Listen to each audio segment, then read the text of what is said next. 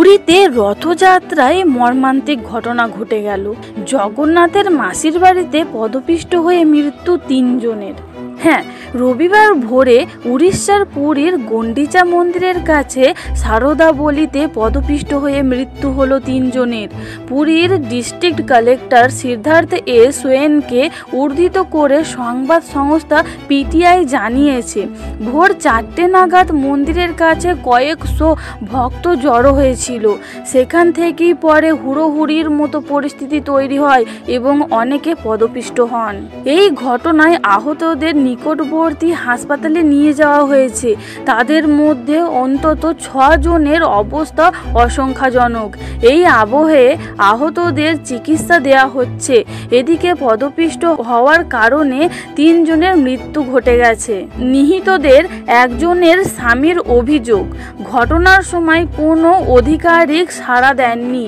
সংবাদ সংস্থা এএনআইকে ওই ব্যক্তি বলেন, যখন এই ঘটনা ঘটে তখন কেউ সাড়া দেয়নি, না ফায়ার অফিসার, না উদ্ধারকারী দল, না হাসপাতালের দল। পুরীর এক বাসিন্দা স্বাধীন কুমার পান্ডুয়া অভিযোগ করে বলেন, ম্যানেজমেন্ট ভালো ছিল না।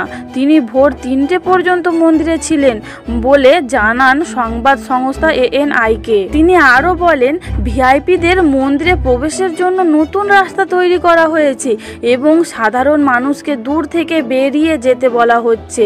এই আবহে স্বাধীন কুমার পান্ডুয়া বলেন, লোকজন প্রবেশদ্বার থেকেই বের হতে শুরু করে, যার ফলে ভিড় বেড়ে যায়। ট্রাফিক ব্যবস্থাপনাও একটি সমস্যা ছিল বলে অভিযোগ করেন তিনি। তার কথায়, অনুমতি পাস নিয়ে অনেকে মন্দিরের কাছে গাড়ি নিয়ে চলে এসেছিল। পুরীর সেই বাসিন্দা আরও দাবি করেন, এই ঘটনার জন্য দায়ী উড়িষ্যার প্রশাসন। উল্লেখ্য, শুক্রবার থেকে পুরীতে শুরু হয়েছে রথযাত্রা।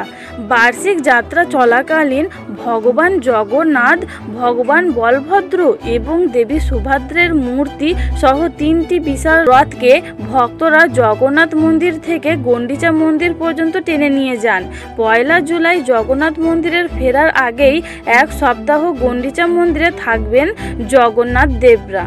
তো আশা করি ভিডিওটা ভালো লেগেছে। তাই এরকমই সুন্দর সুন্দর ভিডিও পেতে চাইলে চ্যানেলটিকে সাবস্ক্রাইব করে রাখবেন।